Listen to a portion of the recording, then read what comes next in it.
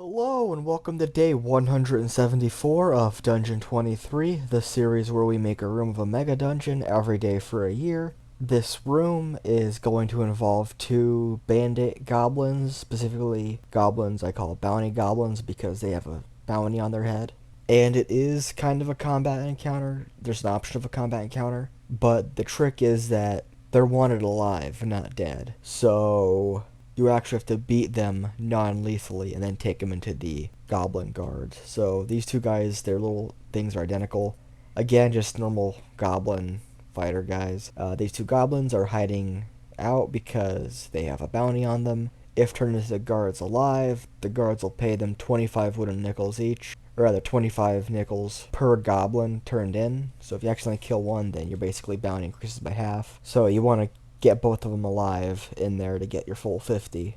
And obviously it's wooden nickels because that is the arbitrary currency that these goblins decide to use because goblins are wacky and weird like that. Now, if the party doesn't turn them in and instead pays off their bounty for a total of 50, obviously, they'll be happy to have their basically debts wiped out, and they will tell the party where they have their secret treasure hidden, and the party will be able to get that. And just right here, these two guys with the little campfire in this shack because it's funny.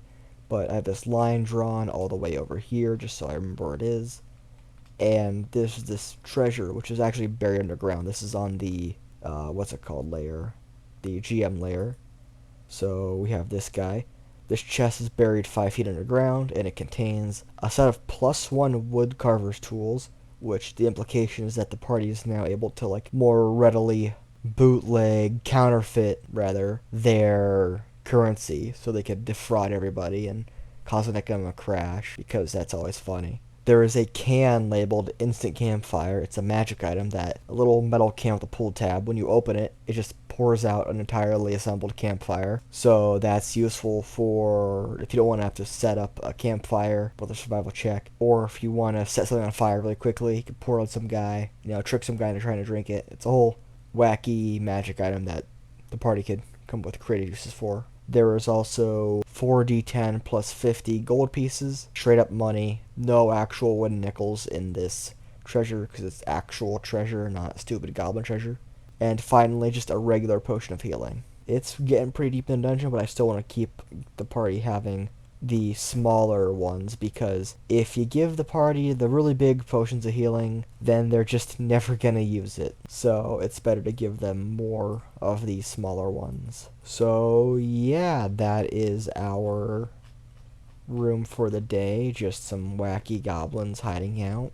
I assume their crimes are something stupid like jaywalking and littering and loitering and I don't know, those weird things like, oh, you can't have your ice cream cone in your back pocket on Sundays in Florida, like, which is just like stupid, not really illegal things, like whaling in Arizona. It's all annoying, but just stupid stuff like that, I imagine, because these goblins in this dungeon are more so wacky weirdos as opposed to actual, like, brutal, evil goblins. These guys are chaotic stupid, they're not evil.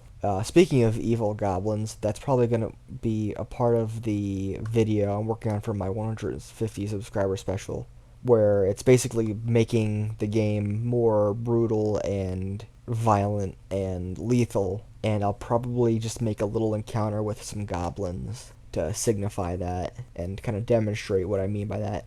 Also, maybe talk a little bit about my own custom, not grimdark, but like dark fantasy setting. I don't know. We'll get into it when we get into it. I'm still writing the script for it, so it's not going to be out for a bit. But yeah, that's the video. If you want to see more, then consider liking the video, commenting down below, subscribing to the channel, turning on notifications, all that jazz to help the channel grow and that kind of stuff. Or you could just come back tomorrow to see more videos because this series is daily.